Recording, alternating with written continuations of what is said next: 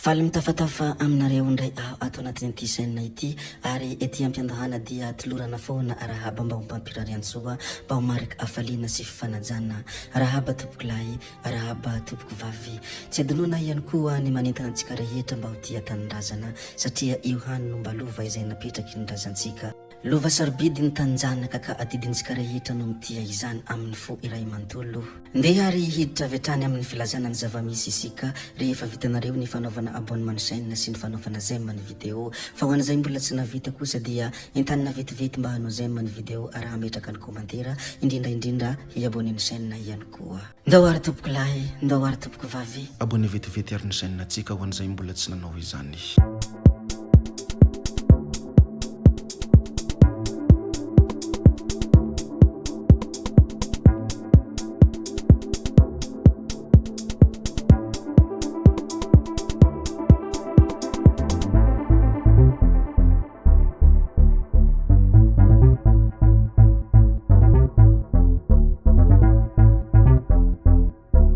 Tantely mambahona tokoa ny fiainana ka mifandimby ny tsara sy ny ratsy ary mifandimby ihany koa ny rahona sy ny masoandro hany ka tomany sy romantsika mba tsy hisaonana amin'ny alahelo lehibe no ilazana amintsika rehetra tapaka sy namana fa no demandry i Andersen moa dia avy any amin'ny fakitra Sofia ary tanora mpianatra zanaky ny mandry tsara izay maty ao atsatoko ny antsy tao Ankatso-D raha araka ny loharan'ny-baovao marina mikasika any ity tranga mampalahelo ity. Raha araka ny loharan'ny-baovao moa dia namonjy lanonana tamin'ny fast food Ankatso-D izy ny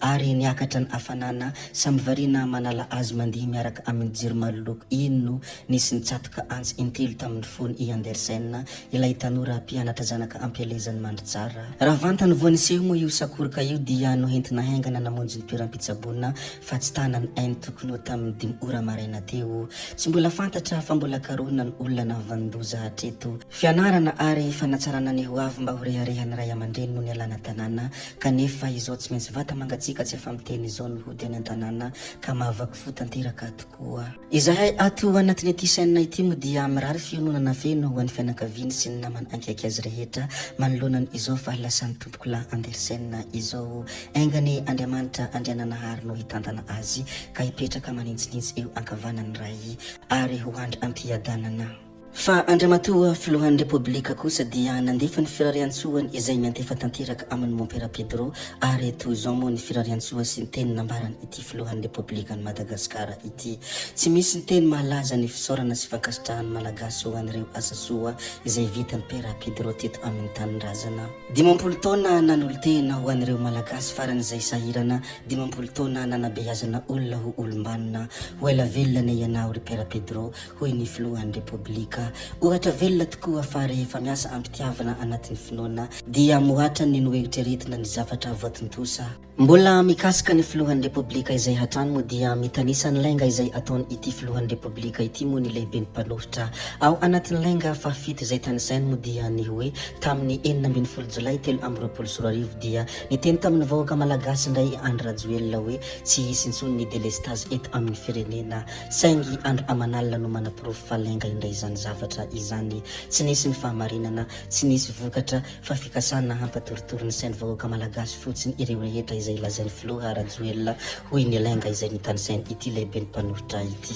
misy manko ireo izay tsy manaiky fa mandainga ny filoha Andry Rajoelina hoy ity lehibe ny mpanoritra ity fa ireo horonan-tsary rehetra izay miparitaka dia manapirofo izany ary tsy azo laviny izy ireo fa mandainga ity filoha ity tsy misy hoenty manavitra azy intsony ny zava-misy dia iray ihany lainga no nanorenany ny fitondrany ary lainga no ianany malagasy ankehitriny fa ny mikasika ny solom-bavambahoaka Fidèle Razarapiera kosa dia misy fifandaminana tsy maintsy natao aloha vao miteny oka isika tsy ho maimaika antoko maromaro no mivondrona ao amin'ny vovonana firaisan-kina hoy ny député Fidèle Razarapiera ka samy manana ny fitsipika mifehy azy ny antoko tsirairay manana ny rafitra mifehy azy ihany koa ny vovonana firaisan-kina ka tsy maintsy mivory mifandamina aloha mialohana hanaovana ny fanambarana fa tsy hoe samy miteniteny izay tiany amin'ny Facebook fotsiny nanambara ihany koa ny solom-bavambahoaka Fidèle Razarapiera ny hoe efa hita sy reny vaovao izay nitranga raha tsy niteny avy hatrany izahay dia tsy midika izany hoe tsy miraharaha any président Baba sy ny mpanolotsaina Clémence fa tsy maintsy mbola mivory aloha mifandamina. Noho ny farany moa dia nilaza ity solombavam-bahoaka ity ny hoe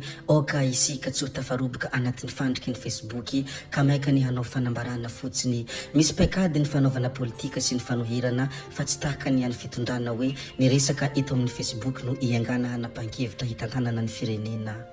Rehefa avy niresaka ny mikasika ny resaka politika moa isika dia ndeha risika hiresaka kely ny mikasika ny resaka ny mozika sy ny zavakanto. Ny arantsika nafantatra moa dia niatrika ny fifananankira Intervision 2024 izay andihan'ny fahavalo moa ipanakanto Dinay sy Dilaine. Taoriany izany fifaninanana izany moa dia fantatra ankehitriny fa laharana fahavalo amin'ny firenena 2024 no toerana azon'ny Dilaine sy Dinay izy. Tamin'ity fifaninanan-kira izay nitanterahana tany ivelany Intervision 2024 ity moa dia ilay hira tiako hanjaiky no nokalony izy ireo ka nazahoana 338 point. Eventinam araka izany tamin'ny alalan'ny dak no nibata ny fandresena. Voalaza fa any Arabie Saoudite no hataony Intervision 2024. Eto amin'ny tany sy ny firenena moa dia maro ny olona mankahala any Lalatina Rakotondrazafy ka manelitsaho ny mikasika any Tiramatoa ity. Misy moa ny sasany nilazany hoe ilalatina no nanakarama any César sy amiatsy mba hanao bezy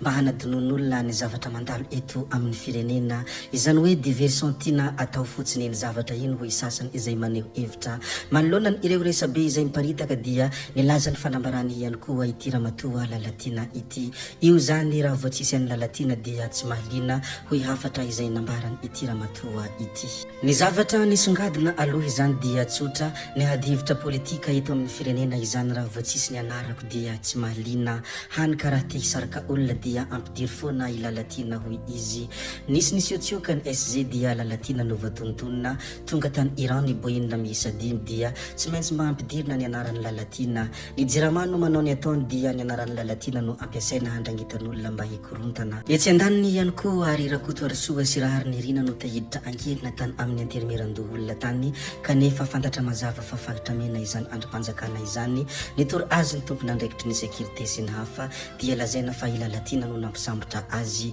Resipakely anankiroa no te hiady any César dia lazaina fa Lalatina no nampanao bezy, Lalatina no nanakarama any César hoy izy. Reny moa anisan'ny fanamarihana lehibe izay nambarany ity Ramatoa ity ny mikasika ny hoe raha te hisaraka olona eto amin'ny firenena dia ampidiry foana ny anarako dia mahazo olona ianareo. Izany moa ny zavatra izay nolazainy raha fitipitirina ireo fanambarana izay nataony. Na dia eo aza ny filazan'olona ny hoe Lalatina no nampisambotra any Baba ary Lalatina no nanakarama any César hanao bezy dia tsy marina izany raha araka ity zavatra izay lazainy tenany ity. Tompoko vavy sy tompoko lahy, zay ihany koa no namarana ny videontsika koa dia mankasitraka anareo na vitany haino hatramin'ny farany ary mbola manentana anareo foana ny mbola hanaraka ny video manaraka izay alatsaka hiato ny sesisesy zay fa tsy halavela ny resaka hametra veloma izay veloma vetivety fa tsy hoe akory veloma mandrakizay amin'ny manaraka indray no manao ny misimisy veloma ary tompoko lahy veloma tompoko vavy ka be hoe tsao tsao amin'ny manaraka indray eo.